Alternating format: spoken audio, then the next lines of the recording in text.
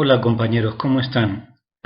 En el video de hoy vamos a hablar de otro grupo de antibióticos que son las quinolonas.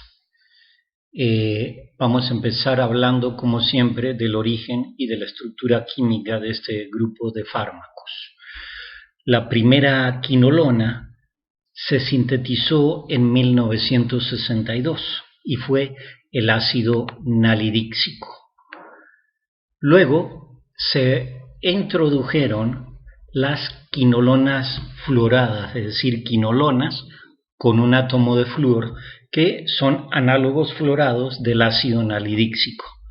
La estructura básica de todos estos compuestos es el ácido 4-quinolona 3-carboxílico y por eso se denominan 4-quinolonas a todos los análogos sintéticos del ácido nalidíxico. Es decir, todos estos son fármacos sintéticos y son todos derivados de esta primera quinolona que es el ácido nalidíxico. Pero recuerden bien, este grupo es de todos fármacos sintetizados en el laboratorio por el ser humano. Son todos fármacos sintéticos.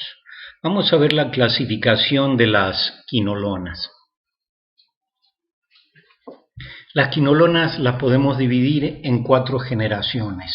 La primera generación de quinolonas no fluoradas, es decir, sin flúor, y la segunda, tercera y cuarta generaciones de fluoroquinolonas, es decir, al menos con un átomo de flúor. Vamos a empezar hablando de algunas de estas generaciones. La primera generación, obviamente, está la quinolona más antigua, el ácido nalidíxico, el ácido oxolínico y la sinoxacina. Hoy día ya casi no se utilizan las quinolonas de primera generación. Acabo de investigar y sé que en Europa a partir de 2018 se recomendó que ya no se utilicen las quinolonas de primera generación y que se eliminen del mercado. Pero cuando se utilizaban estas quinolonas de primera generación, se usaban solamente para infecciones en vías urinarias porque estas quinolonas no alcanzaban concentraciones sistémicas efectivas contra otro tipo de infecciones que no fueran infecciones en vías urinarias. Y en general estas quinolonas de primera generación son activas contra la mayoría de las bacterias gram negativas. Bien, después tenemos las quinolonas de segunda generación, que tienen un átomo de flúor en posición 6, que amplía el espectro a las gram positivas. Ya vieron que la primera generación solo eran efectivas contra la mayoría de las bacterias gram negativas. En cambio, en las de segunda generación, con la inclusión de este átomo de flúor en posición 6, consiguieron ampliar el espectro a algunos gram positivos, pero son poco activas contra cocos gram positivos aerobios, que sí son afectados por penicilinas y cefaloparinas, y tampoco son activas las quinolonas de segunda generación contra bacterias anaerobias. Como ejemplos tenemos aquí la famosa ciprofloxacina o ciprofloxacino, no sé cómo lo conozcan, yo le digo ciprofloxacina, la norfloxacina y la enoxacina. De hecho, la ciprofloxacina la recetan en el Seguro Social, en estos consultorios donde dan consultas de 15 minutos rápidos y los pacientes salen como quesadillas. Generalmente cuando llega un paciente con una infección hay médicos poco profesionales que directamente dicen, bueno, para no fallar les doy ciprofloxacina porque es activa contra gram negativos, gram positivos, pero no saben que son antibióticos que son bastante rudos, tienen efectos adversos y siempre va a convenir utilizar otros antibióticos igualmente efectivos y con menos efectos adversos. Pero para eso tenemos que tener una idea de qué tipo de bacteria estamos atacando, lo cual no es sencillo en un análisis de 15 minutos que puede tener un médico con un paciente en el Seguro Social. Bien, y después tenemos las terceras y cuartas generaciones. Las terceras y cuartas generaciones de quinolonas tienen un espectro mucho más amplio que las dos anteriores generaciones, y como ejemplo tenemos la levofloxacina, la gatifloxacina, la moxifloxacina y la trovafloxacina. Bien, vamos a hablar del espectro antibacteriano de las quinolonas. Bien, la ciprofloxacina, como les decía hace un rato, es la que se utiliza con más frecuencia y es muy común que la utilicen aquí en los consultorios de atención rápida del Seguro Social. La ciprofloxacina es de amplio espectro, eficaz contra gram positivos y gram negativos, y tiene una excelente actividad contra las enterobacterias, que son bacilos gram negativos, que ya dijimos que a veces son difíciles de atacar por otros tipos de antibióticos, a no ser que sean los aminoglucósidos, que sí son efectivos contra bacilos gram negativos. Entonces, tienen excelente actividad contra las enterobacterias y también incluyen muchos microorganismos que son resistentes a las penicilinas, a las cefalosporinas y a los aminoglucósidos. Por eso es que los médicos, para ahorrarse trabajo de decir, bueno, tengo que curar la infección a como dé lugar y nada más tengo 15 minutos para atenderlo, emplean esto, que sería equivalente a una batería de antibióticos. El otro día una compañera me preguntaba en el foro de dudas, ¿qué hacemos si viene un paciente con una infección y lo queremos curar rápido? Bueno, me preguntaba si podíamos utilizar una bomba o una batería de antibióticos como las que les expliqué en los aminoglucósidos, es decir, darle una cefalosporina de tercera generación para abarcar todo el espectro de gram positivos, darle un aminoglucósido como la gentamicina para abarcar todos los gram negativos y darle metronidazol para abarcar los protozoarios y algunas bacterias gram negativas, y además darle pantoprazol para que no afectarle mucho el aparato digestivo. Me preguntaba si era conveniente dar esta batería ante una infección de un paciente que lo viene a ver uno en consultorio. En realidad no, porque esa es una terapia antibiótica, digamos, de choque, agresiva, por ejemplo, después de una cirugía de abdomen, donde hay mucho riesgo de una septicemia. Entonces tenemos que prevenir cualquier tipo de infección que vaya a evolucionar a una infección más grave que dé lugar, por ejemplo, una peritonitis, que es muy peligrosa. No se debe utilizar una batería de antibióticos. Tampoco es válido hacer como los médicos poco profesionales del seguro, por ejemplo, en la Clínica 10, la deben conocer, la que está en la esquina de Primer Anillo y salida a Zacatecas. Allí están los consultorios y bueno, los médicos trabajan ahí 8 horas cada uno diarias y tienen que atender 4 pacientes por hora. Quiere decir que por cada paciente nada más pueden, desarrollar 15 minutos de consulta. Es decir, 4 pacientes por hora, por 8 horas, son 32 pacientes por día, y así tienen que cumplir, y salen los pacientes como quesadillas. Obviamente, si viene un paciente con una infección, primero tenemos que detectar la gravedad de la infección. No utilizar una batería de antibióticos, como me preguntaba la compañera. Lo mejor es primero hablar con el paciente, decir cómo se ha sentido, qué le duele, si le duele el pecho, hacer las mediciones de rigor, que es tomarle la presión arterial, tomarle la temperatura, el ritmo cardíaco, y luego, en base a lo que nos diga y esos pocos parámetros que podemos obtener en un consultorio de consulta rápida, perdonen la redundancia, consultorio de consulta express, tenemos que decidir qué antibiótico tenemos que utilizar, pero no es bueno recetar así como golosinas ciprofloxacina porque es bueno para todos, porque tienen más efectos adversos que las penicilinas de tercera generación.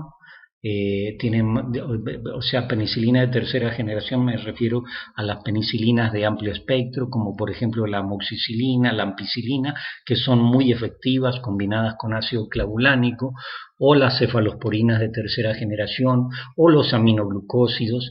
En realidad lo mejor es tener más tiempo para el paciente, que llegue un paciente y decir, bueno, además de hablar con el paciente y ver cómo se ha sentido y si ha tenido diarrea, si le ha dolido el cuerpo, si siente el cuerpo cortado, si puede respirar bien, de medirle la temperatura, la presión, el ritmo cardíaco.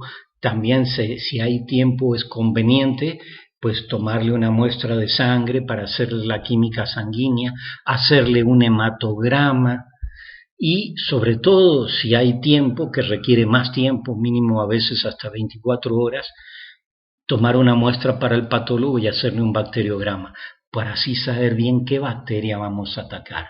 Obviamente en estas consultas quesadilleras de 15 minutos tenemos que hablar con el paciente y con los pocos parámetros que medimos, inferir, a veces por la experiencia, decir, bueno, esta persona tiene un resfriado, tiene una infección bacteriana de tal tipo, tiene diarrea, le voy a dar este antibiótico.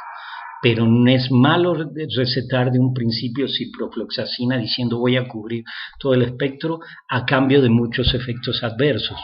Porque cuando las quinolonas salieron al mercado, la ciprofloxacina, lo mismo que con el cloranfenicol, dijeron son maravillosas, casi no tienen estos adversos, son muy seguros, pero tienen muchos efectos adversos, mucho más graves que otros antibióticos, mucho más inofensivos, pero muy efectivos si sabemos qué es lo que estamos atacando. Entonces, compañeros, no sean, digamos, médicos practicones. No digan, me voy a quitar este problema de encima y les doy ciprofloxacina. Evalúen al paciente, hagan un buen diagnóstico y empiecen siempre por los antibióticos más, digamos, inofensivos, pero efectivos. Bien, vamos a continuar entonces con lo del espectro antibacteriano de la ciprofloxacina.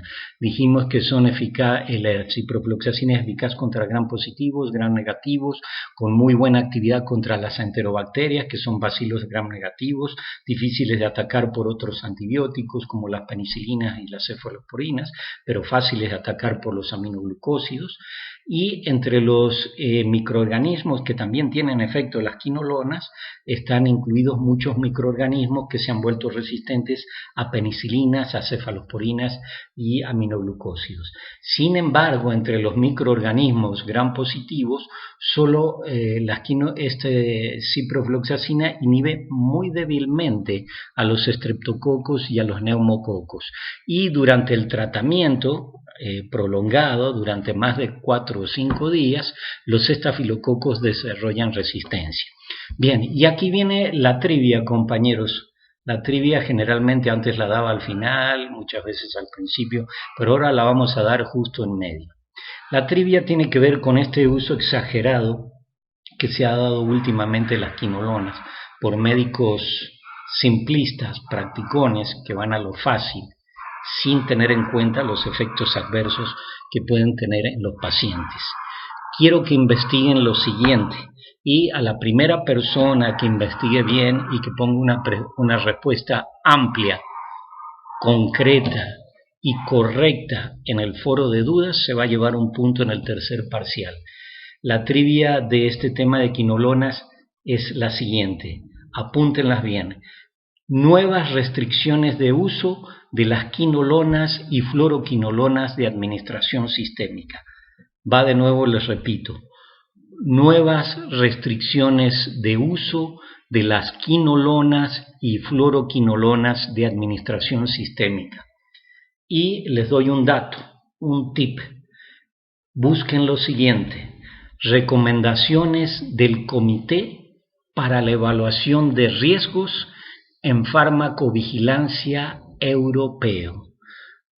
Va de nuevo, recomendaciones del Comité para la Evaluación de riesgos en farmacovigilancia europeo. Y esto es bastante reciente. Anoten esta fecha, octubre de 2018. Y ahí van a ver cuándo prescribir o no prescribir este tipo de antibióticos, las quinolonas, que en apariencia en un principio dijeron que eran muy inofensivos, sin embargo tienen bastantes efectos adversos, como ya vamos a mencionar dentro de unos minutos. Bien, entonces busquen ese dato y van a encontrar cosas muy interesantes, y recuerden, no abusar, no tomar al paciente como un automóvil y ustedes unos mecánicos practicones y decir, lo voy a curar y le doy esto y listo. No. Hay que tener en cuenta que estos antibióticos son antibióticos fuertes y con efectos adversos y que hay que tener mucho cuidado. Bien, vamos a ver el mecanismo de acción de las quinolonas. Las quinolonas tienen un mecanismo de acción completamente distinto que los anteriores. Vamos a hacer una recopilación muy interesante y esto es muy importante que la tengan clara para el tercer parcial. Muy claros tienen que tener los mecanismos de acción de todos los antibióticos. Recapitulemos más bien. Empezamos con las penicilinas. Las penicilinas inhiben la síntesis de la pared celular bacteriana como inhibiendo a la enzima de transpeptidación, que es la enzima que permite la formación de puentes cruzados entre las cadenas polipeptídicas que forman el esqueleto de péptidoglucano de la pared. Entonces, penicilinas y cefalosporinas también tienen el mismo mecanismo de acción, se fijan en las proteínas específicas de la pared celular e inhiben la enzima de transpeptidación para impedir la formación correcta del esqueleto de péptidoglucano de la pared.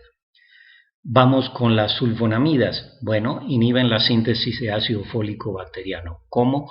Compitiendo por el PABA, son antagonistas competitivos del PABA, que es digamos, la molécula precursora de ácido fólico en las bacterias. Y al competir con el PABA por el sitio de acción de las enzimas bacterianas que sintetizan ácido fólico, inhiben la síntesis de ácido fólico, las sulfonamidas, y las bacterias no pueden sobrevivir. Las bacterias que sintetizan su propio ácido fólico.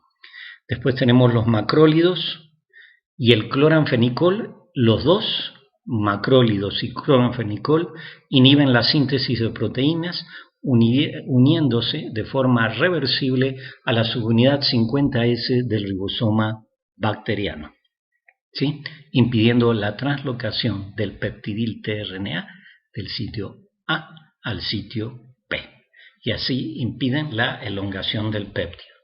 Después tenemos los aminoglucósidos y las tetraciclinas. Los dos inhiben la síntesis de proteínas como uniéndose a la subunidad 30S del ribosoma bacteriano. Recuerden eso, tetraciclinas y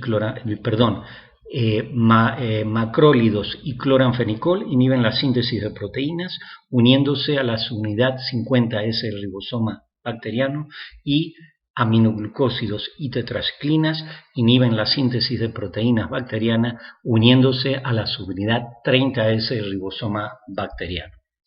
Bien, y hoy estamos hablando de las quinolonas. Las quinolonas no inhiben síntesis de proteínas, no inhiben síntesis de la pared celular como lo hacen las cefalosporinas, las penicilinas, la vancomicina. Estos actúan a nivel del DNA bacteriano. ¿Qué es lo que hacen las quinolonas?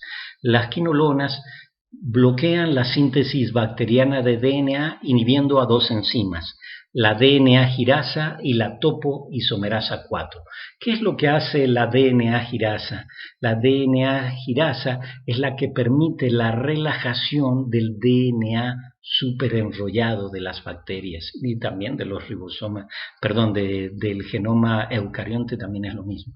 La DNA girasa es la que permite la relajación del DNA superenrollado, que se desenrolle, y este desenrollamiento, esta relajación del DNA superenrollado se requiere para la transcripción y replicación normales.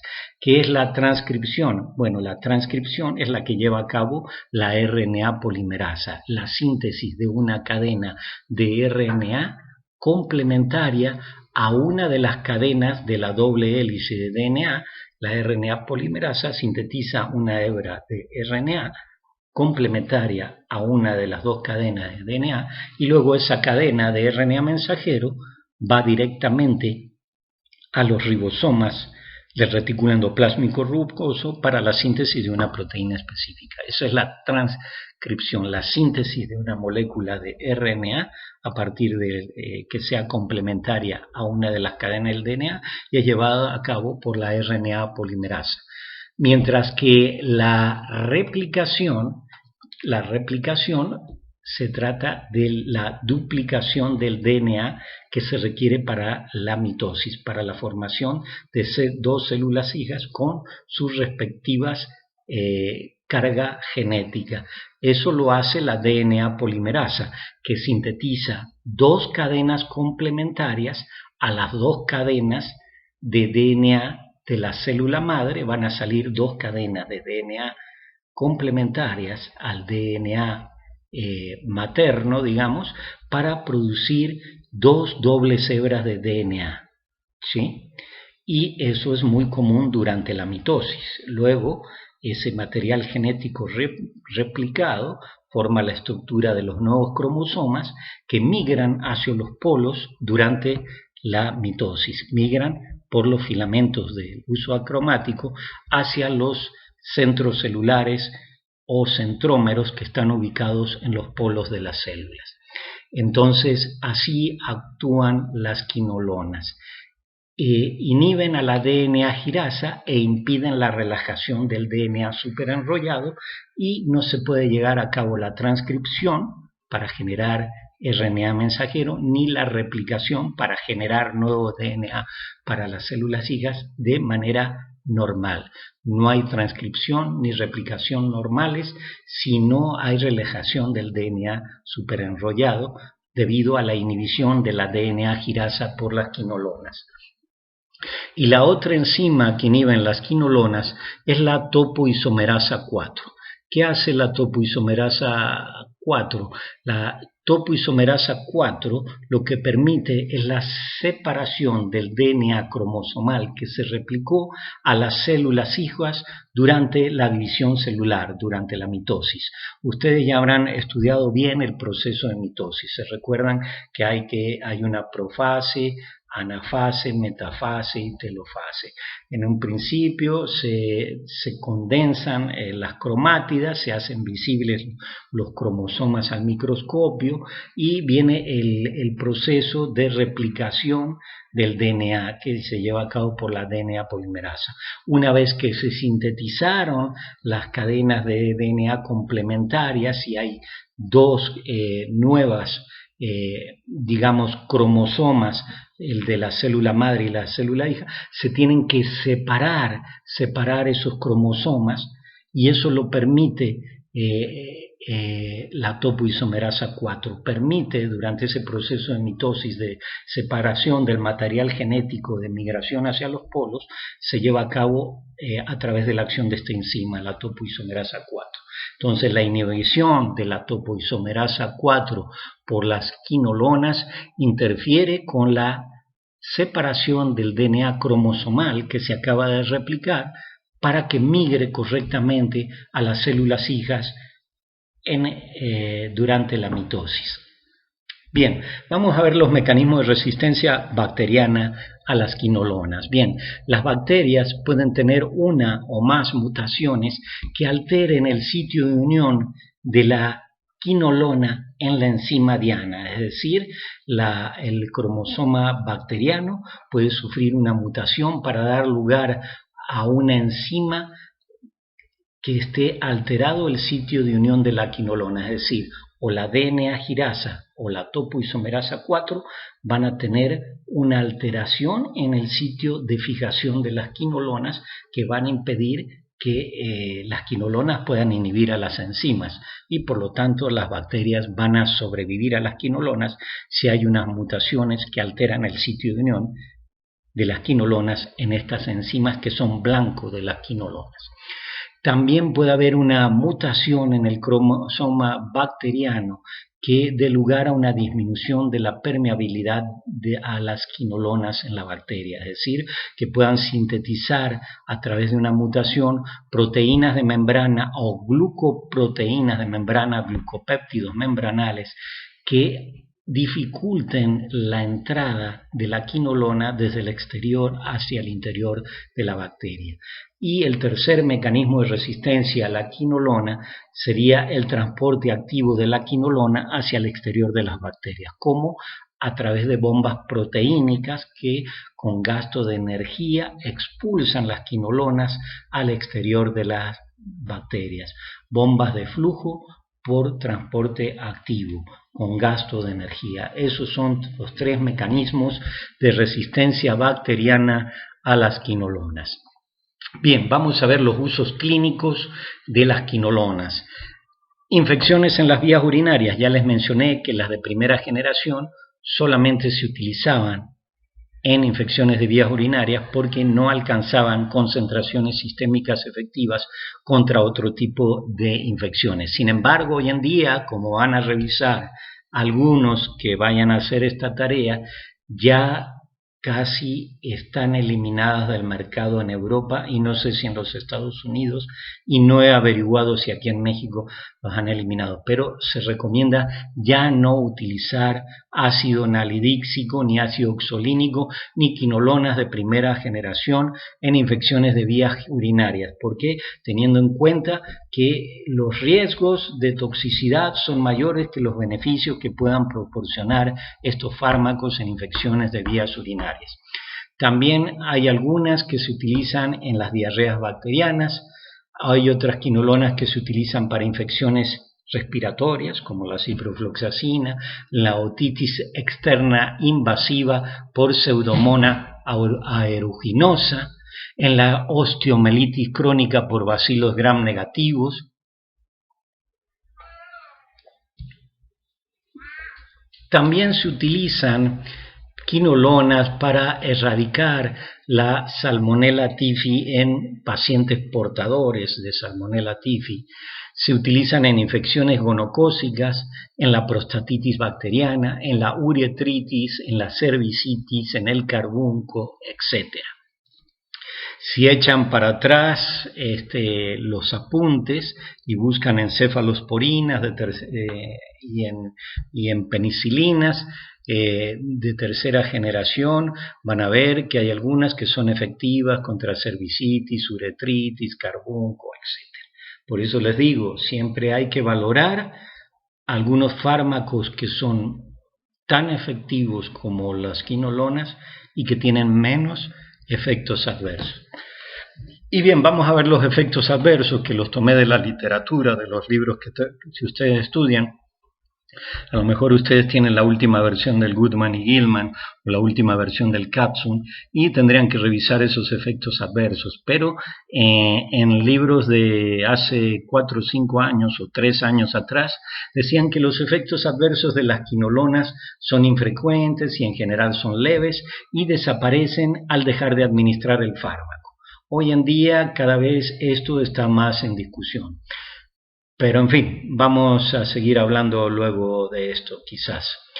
Los más comunes entre los efectos adversos de las quinolonas son, como muchos antibióticos, náuseas, vómitos, diarreas, pueden producir cefalea, vértigo, insomnia, pueden decir ocasionalmente exantemas cutáneos, es decir, erupciones, y con menos frecuencia aún convulsiones, pero ojo con esto que con menos frecuencia.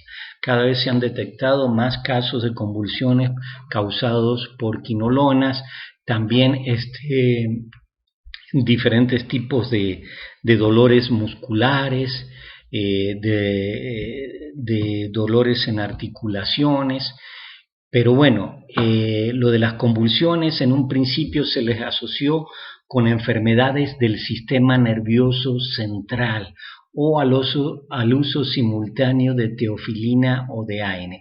Esto de asociado a enfermedades del sistema nervioso central, yo he visto que hay veterinarios que antes utilizaban quinolonas después de una operación de abdomen, una esterilización en hembras, que la incisión es mayor y tienen que trabajar más tiempo adentro. Y bueno, para evitar las infecciones usaban quinolonas, pero al mismo tiempo daban analgésicos. Y bueno, los animales entraban en unas especies de crisis convulsivas, están todo el tiempo con una temblorina. Entonces los efectos adversos, al menos en animales que he visto, son graves. Entonces, no combinar nunca, anótenlo bien, quinolonas con AINE, nada de antiinflamatorios no esteroideos y ciprofloxacina o norfloxacina al mismo tiempo. No recomendable. Bien, y lo de las convulsiones, aunque sea poco frecuente y normalmente se le relacione con teofilina o de AINE, hay que tener mucho cuidado. Lean esas recomendaciones europeas del Comité de Vigilancia, Farmacovigilancia Europeo, porque están muy claros. Hay que dejar a las quinolonas como opciones posteriores a otros antibióticos más seguros. No tanto como el cloranfenicol, que es la última opción, pero las quinolonas no las utilicen así alegremente como los están utilizando unos malos médicos en el Seguro Social. Bien, se han reportado artropatías en sujetos jóvenes. Esto no solamente he visto que sea en sujetos jóvenes, hay dolores en articulaciones en gente de diferentes edades, y algunas quinolonas también pueden causar arritmias cardíacas. Respecto al uso de quinolonas con teofilina, van a querer saber para qué se utiliza la teofilina. Bueno, la teofilina es una metilxantina parecida a la cafeína y se utiliza todavía muy poco, pero algunos todavía la recetan para tratar la falta de aliento y la opresión pectoral que causa el asma en pacientes asmáticos, también en pacientes con bronquitis crónica o con enfisema pulmonar o otras enfermedades pulmonares, ya que la teofilina relaja y abre las vías respiratorias en los pulmones y esto facilita la respiración. La teofilina, como ya les dije, es un alcaloide de la familia de las metilxantinas, la misma familia a la cual pertenece la cafeína, y tiene características muy similares a la cafeína. También estimula el sistema nervioso central, quita un poco el sueño como el café, y además la teofilina es broncodilatadora. ¿Dónde se encuentra la teofilina? Bueno, su nombre lo indica, ¿no? Se encuentra en el té verde, se encuentra en el té negro y en la yerba mate que tomamos muchos los sudamericanos, los argentinos, los uruguayos, los paraguayos, los chilenos. Tomamos mucho esta infusión en una calabacita que es el mate. Algún día les voy a convidar. Nos vemos en el próximo video, compañeros. Hasta la próxima.